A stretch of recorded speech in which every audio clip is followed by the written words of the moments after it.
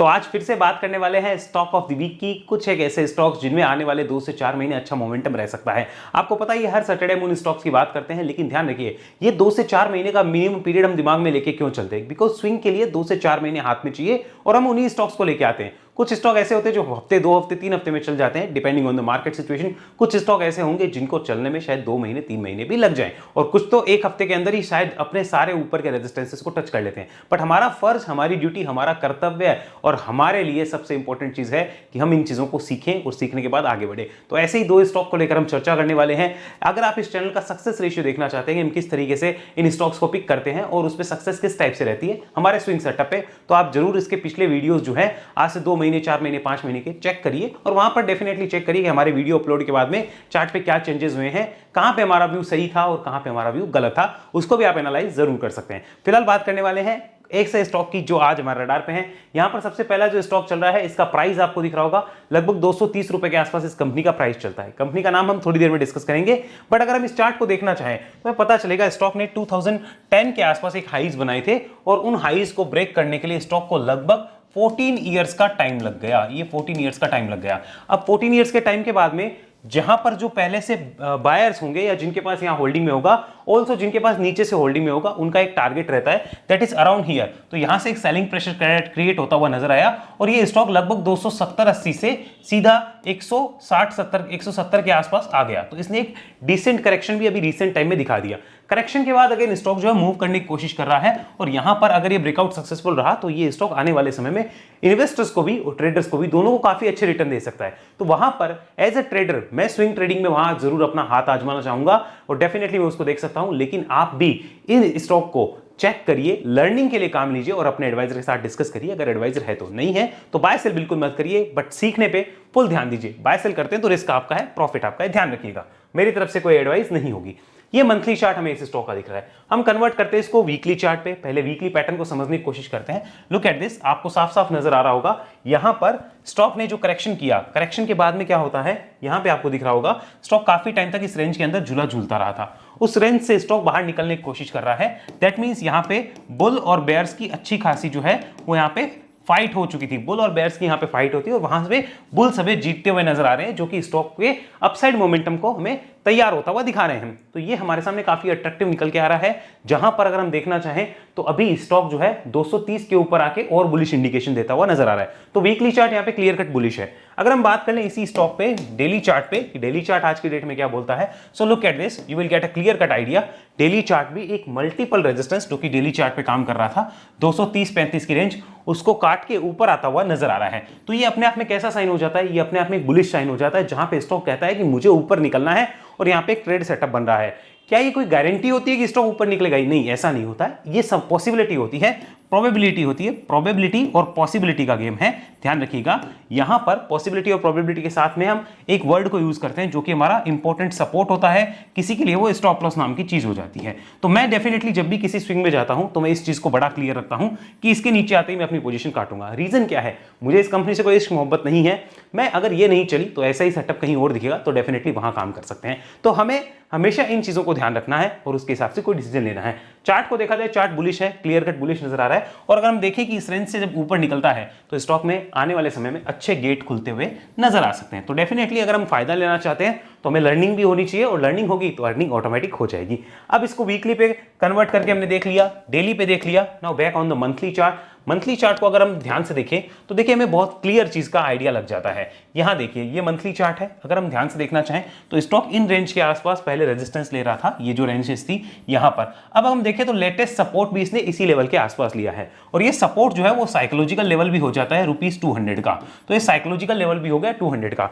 यानी ये चीज बड़ी क्लियर हो गई है कि अगर यहां पर नीचे से कोई बुल्स बैठे होंगे राइट नाउ आज की डेट में, या कोई फ्रेश बुल्स यहां पे अभी एंट्री करे होंगे, तो उन लोगों के लिए शॉर्ट टर्म का यानी स्विंग का लेवल, शॉर्ट स्विंग जो वो कर रहे हैं उनके लिए इंपॉर्टेंट सपोर्ट 200 होने वाला है। जो भी यहां पे शॉर्ट टर्म का स्विंग कर रहे हैं डेफिनेटली उनके लिए चार्ट पे ₹200 का लेवल इंपॉर्टेंट है। ये हमें साफ पता चला। बट अगर हम चार्ट को ध्यान से देखना चाहें तो पता चलता है कि ये ब्रेकआउट ही 14 ईयर्स के बाद हुआ है। तो जब 14 ईयर्स के बाद ब्रेकआउट होते हैं तो वो चार्ट सिर्फ शॉर्ट टर्म के लिए नहीं, इवन आने वाले लॉन्ग टर्म के लिए भी काफी अच्छे और अट्रैक्टिव नजर आते हैं। कंडीशन ये है कि वहां पे फंडामेंटल सपोर्टिव होने चाहिए। अब फंडामेंटल रीड करना हर किसी के बस की बात नहीं है, तो हम टेक्निकल से उनका पता लगाने की कोशिश करते हैं। तो टेक्निकल से पता लगाने का बड़ा सिंपल फॉर्मूला है कि स्टॉक ने जहां से हमारे पास करेक्शन किया है तो जो बॉटम बना है रिसेंट में, that should be considered as your important support. तो यहां पर अगर हम देखना चाहें तो वो बॉटम लगभग हमें बनता हुआ नजर आएगा इन प्राइजेस के आसपास। हम ऐसे ही कर्सर रखेंगे तो हमें क्लियर आइडिया लग गया। यहां पर हम इस कर्सर को रखते हैं और ये जो आइडिया लग रहा है 174 के अराउंड इस प्राइस को निकल के आ रहा है। तो हमें ये पता चल गया स्टॉक के लिए 174 रुपीस के आसपास एक लॉन्ग टर्म का इंपॉर्टेंट लेवल भी नजर आता है। बट जब हम स्विंग के लिए जाते हैं तो हम लॉन्ग टर्म लेवल्स को नहीं देखते, हम वहां पर हमेशा शॉर्ट टर्म के लेवल्स को देखते हैं। तो शॉर्ट टर्म में 200 मेरे लिए काफी इंपॉर्टेंट लेवल रहने वाला है, यानी ये हमें क्लियर इंफॉर्मेशन है। नीचे से जो लेके बैठे हैं उनके लिए 200 इंपॉर्टेंट है। यहां पे कोई फ्रेश अगर ले रहे होंगे, यानी किसी को मान लीजिए आने वाले समय में ये स्टॉक 220 या फिर 230 की रेंज में मिलता है और वो कोई स्मार्ट बुल है, तो कोई स्मार्ट बुल होगा या कोई हम कह सकते हैं कि बड़ा बुल होगा, अगर उसे मिलेगा तो डेफिनेटली वो इस रेंज के आसपास उसको बाय ऑन डिप टाइप की कैटेगरी में रखने की कोशिश करेगा।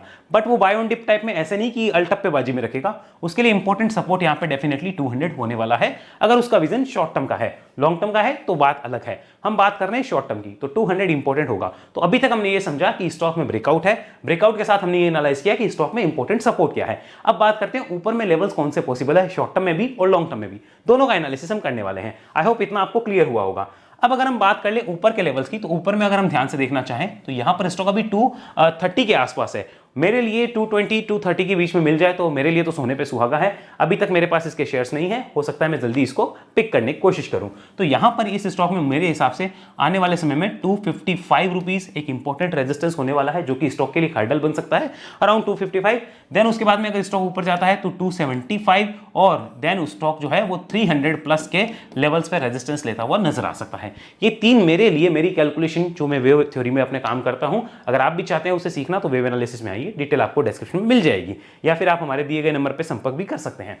तो ये जो है ये हमारे हिसाब से आने वाले समय में 2 to 4 मंथ के लिए इंपॉर्टेंट रेजिस्टेंसेस रहने वाले हैं। हम 2 to 4 मंथ की जब बात करते हैं तो हमें समझना होगा कि कभी भी स्टॉक सीधी रेखा में ऊपर नहीं जाते, ना हमें वो उम्मीद करनी चाहिए। अगर वो जाता है तो बहुत अच्छी बात है, लेकिन नहीं जाता तो हमें दुख नहीं होना चाहिए। रीजन क्या है कि हमें पता है कि स्टॉक सीधी रेखा में ऊपर नहीं जाएगा।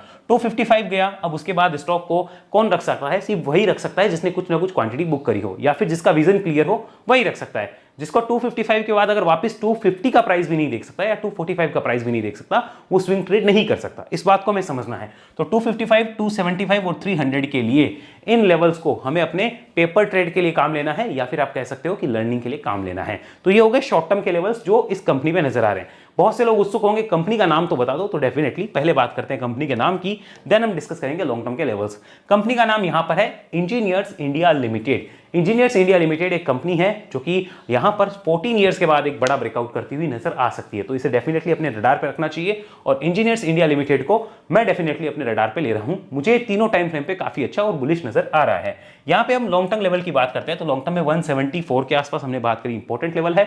और लॉन्ग टर्म में अगर लेवल्स की बात की जाए तो मैं आपको बताना चाहूंगा कि 12 से 24 महीने का व्यू लिया जाए, 12 to 24 मंथ्स का अगर व्यू लिया जाए तो काफी ज्यादा चांसेस है कि ये स्टॉक यहां से 2x होता हुआ भी नजर आ सकता है, ऐसा मेरा अनुमान है। बट ध्यान रखिएगा 2x के लिए कभी भी हमें TSL के बिना नहीं जाना होता, तो हमें एक ट्रेलिंग SL के साथ इसमें चलना होता है। जैसे स्टॉक यहां 230 का है, जैसे स्टॉक 280 आता है तो फिर मेरा लॉन्ग टर्म का जो स्टॉप लॉस आज की डेट में 170 है वो शिफ्ट होकर 230 के आसपास हो जाएगा या 220 के आसपास हो जाएगा, depending on the chart formation. उसके हिसाब से वो शिफ्ट होता रहेगा।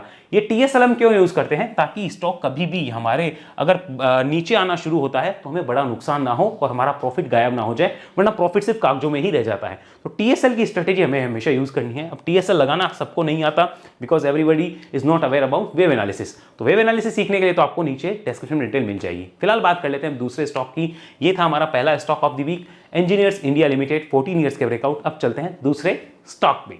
सेकंड स्टॉक की बात करें तो सेकंड स्टॉक इस कंपनी में जो है उस कंपनी का नाम आपके सामने चल रहा है आईआरबी इंफ्रास्ट्रक्चर। इंफ्रास्ट्रक्चर से रिलेटेड कंपनीज में काफी अच्छा मोमेंटम है। याद करिए कुछ समय पहले मैंने 5 स्टॉक्स पे वीडियो डाला था, ये 5 इंफ्रा से रिलेटेड या फिर आप कह सकते हो इंफ्रा के फाइनेंस से या रियलिटी से रिलेटेड थे, जहां पर इंफ्रास्ट्रक्चर में ग्रोथ की चांसेस दिखते हैं। तो ये मैंने वीडियो डाला था, नहीं देखा तो देखिए, जिसमें हुडको है वो भी काफी अच्छा परफॉर्म करता हुआ भी नजर आ रहा है। फिलहाल बात करते हैं आईआरबी की। तो आईआरबी इंफ्रा का जो है हमारे सामने चार्ट ओपन है। इसके चार्ट पे देखिए ज्यादा डाटा अवेलेबल नहीं है, लेकिन जितना है वो भी एक स्विंग की अपॉर्चुनिटी दे ही रहा है। आइए बात करते हैं यहाँ पे आईआरबी की। इस चार्ट को अगर हम ध्यान से देख लें तो डेली चार्ट ही सफिशिएंट है, मुझे इसमें वीकली और मंथली देखना ही नहीं पड़ेगा, बिकॉज डाटा कम है तो यहाँ पे क्लियर आइडिया हमें लग जाएगा। अगर हम देखना चाहें, हमें पता चलता है स्टॉक जो है इन लेवल्स के आसपास रेजिस्टेंस लेता हुआ नजर आ रहा है। अब ये लेवल्स कौन से हैं? ये लेवल है अप्रोक्सीमेट ₹72, ये लेवल है 72 का। अगर 72 के ऊपर स्टॉक सस्टेन करता है, दैट मींस यहाँ पे बुलिश मोमेंटम और बढ़ेगा, बुलिश मोर अपसाइड, यहाँ पे हम लिख सकते हैं bullish and more upside possible रहेगी। कब की बात है? 72 के ऊपर। अब जो यहां पर इस बात को ध्यान रखिए, 72 के ऊपर जाने से पहले स्टॉक में क्या है, ये जब तक स्टॉक 72 के ऊपर नहीं जाता तब तक ये इस रेंज में टाइम पास कर सकता है, और जब तक स्टॉक रेंज के अंदर है यहां पे कभी भी फ्रेश ट्रेड नहीं बनती या फ्रेश सेटअप नहीं बनते। मेरे हिसाब से फ्रेश बुल्स यहां पे पैसा नहीं लगाएंगे, वो तभी लगाते हैं जब 72 के ऊपर जाता है स्टॉक, और जैसे स्टॉक एक बार 72 के ऊपर गया तो उनके लिए यहां पे अच्छे अपसाइड के गेट खुलते हुए नजर आएंगे। अब उस अपसाइड में इंपॉर्टेंट सपोर्ट भी कुछ होगा, बिना सपोर्ट के हम नहीं जा सकते, तो उस केस में हमें ध्यान रखना होगा कि जैसे स्टॉक 72 के ऊपर क्लोज करता है, I think 64-65 will be important support. मैं 64 को ही अपना इंपॉर्टेंट सपोर्ट बना लूंगा, दैट्स एनफ फॉर मी। 64 के नीचे अगर उसके बाद आया, मान लीजिए स्टॉक 72 जाता है और उसके बाद मेरा एनालिसिस खराब हो रहा है, या मुझे लग रहा है कि हमारा एनालिसिस वर्क नहीं कर रहा, इसे ऊपर जाना था नहीं गया, और स्टॉक इस टाइप से देखिए अगर 64 के नीचे आता है, तो यहां पर मेरी ड्यूटी ये बनती है कि मैं अपनी पोजीशंस को यहां पे काट दूंगा, क्योंकि फिर मुझे 5-10% का लॉस हो रहा है वो लेके निकल जाना चाहिए, अदरवाइज मेरी कैपिटल स्टक रहेगी और मुझे मिलेगा कुछ भी नहीं। तो 64 should be the review point. ऐसा मैं नहीं कह रहा हूं, ऐसा चार्ट कह रहा है और ऐसा बुल्स कह रहे हैं। अगर आप इस चार्ट को समझना चाहें तो आपको आइडिया लग ही जाएगा। बट जब तक 72 के ऊपर की क्लोज नहीं आ जाती, इस बात को ध्यान में रखिएगा, जब तक इस लेवल के ऊपर की क्लोज नहीं आती, दैट इज 72, इसकी क्लोज नहीं आती, तब तक ये क्या ट्रेंड है, यहां पर साइडवेज टू बुलिश ट्रेंड है। क्या ट्रेंड है? Sideways to bullish. तो सबसे पहले अभी हमने ये समझा कि स्टॉक का ट्रेंड क्या है, ये हमने बात करी। स्टॉक के लिए रेजिस्टेंस क्या है जिसके ऊपर कि यहां पे स्विंग एक्टिवेट होगा या स्विंग की तेजी बनेगी, वो हमने समझा। हमने ये समझा कि इंपॉर्टेंट सपोर्ट क्या होगा, इन तीनों चीजों को हमने क्लियर कर लिया। हमने पैटर्न भी देख लिया कि स्टॉक जो है इन लेवल्स के आसपास रेजिस्टेंस ले रहा है, तो ये एक बार गिरावट आई थी, दूसरी बार जब आया है तो यहां से अगेन एक सेलिंग प्रेशर बन रहा है। बट नोट करने वाली बात है कि पहले सेलिंग प्रेशर ज्यादा था, अब सेलिंग प्रेशर कम है, और अब अगेन अटेम्प्ट हो रहा है कि स्टॉक इस लेवल को काटे। दैट मींस यहां पे बुल्स की स्ट्रेंथ हमें नजर आ रही है, तो हमें चार्ट को समझना होगा। हमने सारी चीज क्लियर करी, ट्रेंड क्लियर करा, हमने क्या क्लियर करा, पैटर्न क्लियर करा, पैटर्न क्या है, हमने ये क्लियर करा कि रेजिस्टेंस क्या है, जहां के ऊपर swing trade resistance for swing, ये हमने क्लियर करा, जिसके ऊपर स्विंग एक्टिवेट होगा। हमने ये क्लियर करा कि इंपॉर्टेंट सपोर्ट क्या होगा। तो हमने इतनी सारी चीजें क्लियर कर ली। अब हमारे लिए ऊपर का गेट खुलेगा 72 के ऊपर, वो हमें पता चला। तो 72 के ऊपर कहां, कितना ऊपर, वो हमें एनालाइज करना होगा।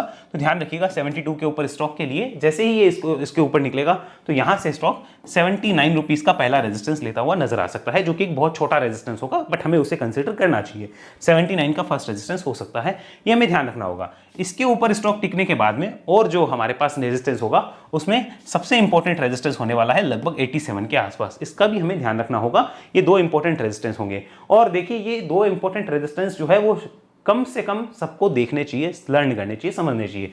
स्टॉक की जिस साइड से अपसाइड है, ये मोमेंटम कंटिन्यू रहता है, तो स्टॉक आने वाले समय में यहां पर 100 प्लस हो जाए तो कोई बड़ी बात नहीं है। जिस टाइप का सॉलिड पैटर्न बन रहा है, तो स्टॉक में 100 प्लस होने की संभावना भी रहेगी, बट दैट डजंट मीन कि कोई गारंटी है। इसको ऐसे समझ सकते हैं कि 79 स्टॉक गया, 79 के बाद में जो हमारा इंपॉर्टेंट सपोर्ट है उसे हम शिफ्ट कर सकते हैं। अगर हम नहीं करते हैं तो हमें इस बात को ध्यान रखना होगा कि फिर हमें पेन होगा और जो प्रॉफिट हमें आया है वो कागजों में ही रह जाएगा। सो सिंपली 79, 87 एंड 100 ये इंपॉर्टेंट लेवल्स रहेंगे आने वाले समय के लिए। आईआरबी इंफ्रास्ट्रक्चर में ये 3 इंपॉर्टेंट रेजिस्टेंस है, जो कि मुझे लगता है 2 से 5 महीने, इसमें थोड़ा सा टाइम में ज्यादा लेके चल रहा हूं, हालांकि लगे नहीं, बट टाइम हम लेके चलेंगे कि 2 to 5 months. I don't think इतना लगेगा, बट हमें हाथ में लेके चलना होता है ताकि हम पोजीशन उसी हिसाब से बिल्डअप करें।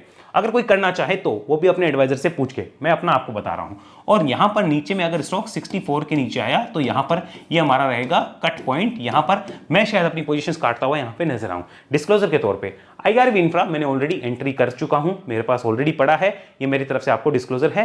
और बात कर ले अगर इंजीनियर्स इंडिया की जो बात था वो मैंने अभी तक नहीं लिया, वो मैं ले सकता हूं। I am waiting for a dip. आती है तो अच्छी बात है, नहीं आती तो भी ठीक है, अपॉर्चुनिटी बहुत सारी है। तो ये थी IRB इंफ्रा और इंजीनियर्स इंडिया पे जो दो हमारे स्टॉक ऑफ द वीक है कंप्लीट एनालिसिस। आई होप आपको समझ आई होगी।